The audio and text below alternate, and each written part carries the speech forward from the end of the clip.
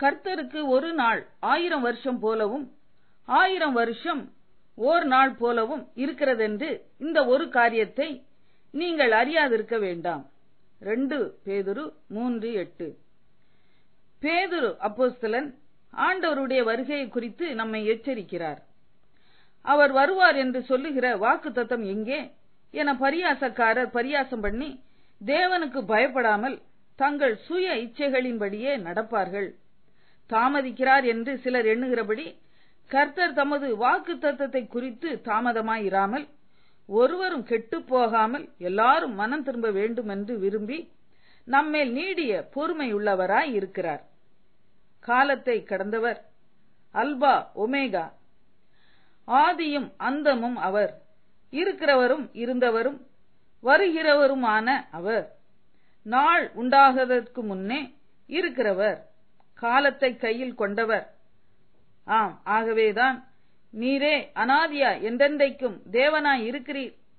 உமது பார்வைக்கு 1000 வருஷம் நேற்று கழிந்த நாள் போலவும் ராஜாமம் போலவும் இருக்கிறது. எங்கள் நாட்களெல்லாம் உமது கோபத்தால் போய்விட்டது. ஒரு கதையை போல எங்கள் வருஷங்களை கழித்து போட்டோம். ஆம், ஆண்டவருடைய கோபத்தால் இஸ்ரவேலர் 40 வருஷங்களை வனாந்தரத்தில் ஒரு கதையை போல வீணடித்து விட்டார்கள். எங்கள் ஆயுசு நாட்கள் 70 வருஷம், பலத்தின் மிகுதியால் 80 வருஷமாய் இருந்தாலும் அதன் மேன்மையானது வருத்தமும் சஞ்சலமுமே. நாங்கள் ஞான இருதயமுள்ளவர்களாகும்படி எங்கள் நாட்களை எண்ணும் அறிவை எங்களுக்கு போதித்தருளும். காலையிலே முளைத்து பூத்து மாலையில் உலர்ந்து போகும் புல்லை போல நாங்கள் கடந்து போகிறோம் என தேவனுடைய மனிதனாகிய மோசே தேவனிடத்தில் ஜெபிக்கிறார். கர்த்தர் தமது கோபத்தை விட்டு திரும்பி வந்து ஜனங்களை ஆசீர்வதிக்கும்படியாக கெஞ்சுகிறார். உமது கிரியை உமது ஊழியக்காரருக்கும் உமது மகிமை அவர்கள் பிள்ளைகளுக்கும் விளங்குவதாக என திறப்பின் வாயிலில் நின்று பரிந்து பேசுகிறார். துன்பத்தை கண்ட நாட்களுக்கு சரியாய் வரும் நாட்களை நமக்கு ஆசீர்வதித்து தருவாராக.